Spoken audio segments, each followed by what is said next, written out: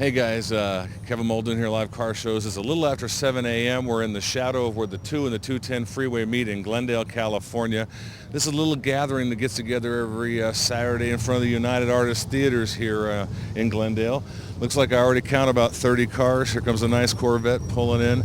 I've already seen some real rare cars that we've never seen before on Live Car Shows. Let me tell you, this is going to be a really good episode. You're going to want to watch every minute of this show.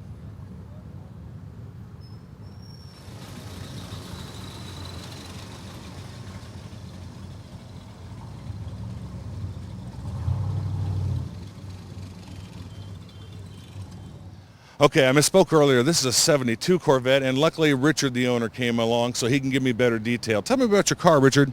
Well, I got it through Corvette Mike in Anaheim, and I'm an originalist, and so as original as they can be is my thing. So I did a little research on it, and the last owner had bought it from the first owner. First owner in Oregon bought it for a birthday gift for his wife. And in 72, you could not get a big block in California.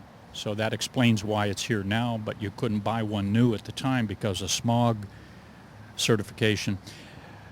Anyway, he bought it for his wife. It didn't show up. Birthday was getting close. He was a vice president with Georgia Pacific, and he was traveling on business in eastern Oregon, 300 miles away from Myrtle Creek, where he bought it. And he saw a red Corvette on a railroad car sitting on a siding, got all upset, called the dealer, told him to get that Corvette here real quick. It was his Corvette on the siding? His Corvette. So he had it for about 2 or 3 years, and one of the workers in the warehouse at Georgia Pacific heard he wanted to sell it. A fellow named Dave Larkin, so he went in to Jim's office and said, "I hear you might want to sell the Corvette." Jim said, "Maybe." And he said, "Well, I'd like first shot at it if you do." And he said, "No, I won't sell it to you." He said, "Why not?" He says, "Because you got 2 teenage boys at home and they'll kill themselves in it." Wise move, a wise man all around. So then they both retired. 20 years goes by. Dave gets a call from Jim. "You still want the Corvette?" The first offer still stood. That's a man of his word. Still stood. It was 1994. Dave said, "Yes, I do." And Jim said, "Don't worry about the price. If you want it, you get a good deal on it." So that's how Dave got it. He had it for 10 years to '04. And then it wound up going to a broker and eventually to Corvette Mike. And I've been a customer of theirs for 15 years. So bought 3 Corvettes, and I trusted the deal. They shipped it from Chicago, and here we are. So being an originalist, how original is this car? Well, I asked about the chrome on the engine because I knew they did not put chrome valve covers for 72 and a few other items on there. And the second owner said they were already on there, and so that meant the first owner had to do it.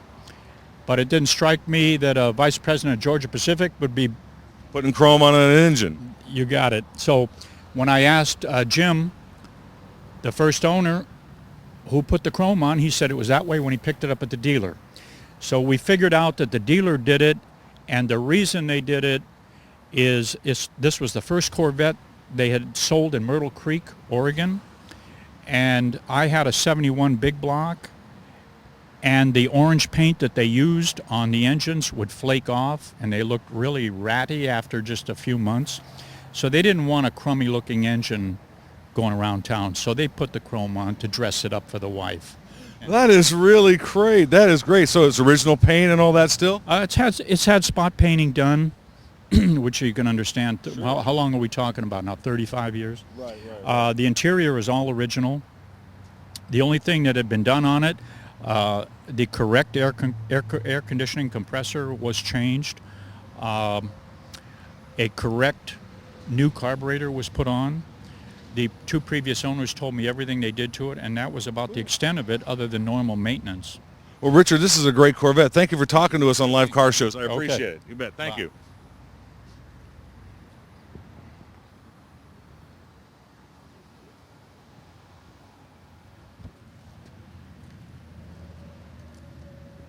That really helps. Looking Austin Healy here. And you can obviously, it's drawn a big crowd to the engine compartment. Hopefully Steve will get a nice shot of that, but very nice car. And these are all driven here. No trailer queens here. These are all drivers.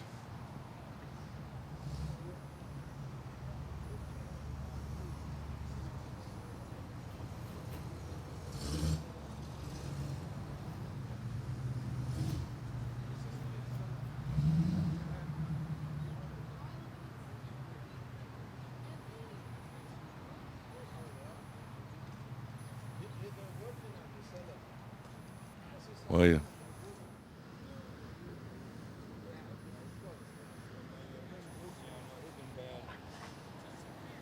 But his wife, Doreen, looked at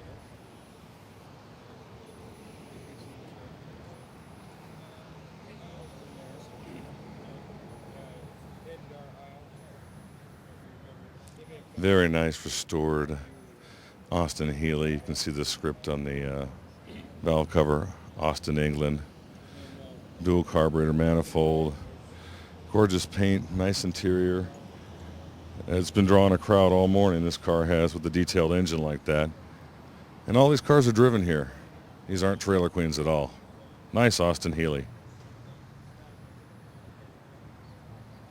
You know, okay, here's a shot only the Flycam can get. Di Tommaso Pantera V8, high-rise manifold, Holley 4-barrel, trans rear axle, just killer car. Once again, another look at this maroon Pantera.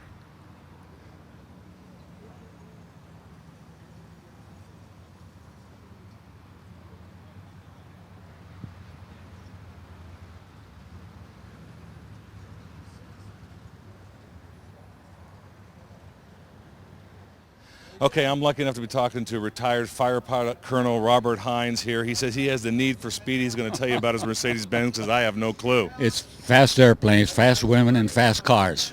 A motto to live by here on live car shows. Tell me about your car, Robert. It's a 2005 Formula race car, DTM European Race Series, which won the championship forever. And once they produce a champion, then they're allowed to build 100. So they built 100 of these DTM CLK AMGs with the 600 horsepower engine in it, 5.5 V8 turbocharged. We'll show you the engine compartment in a moment.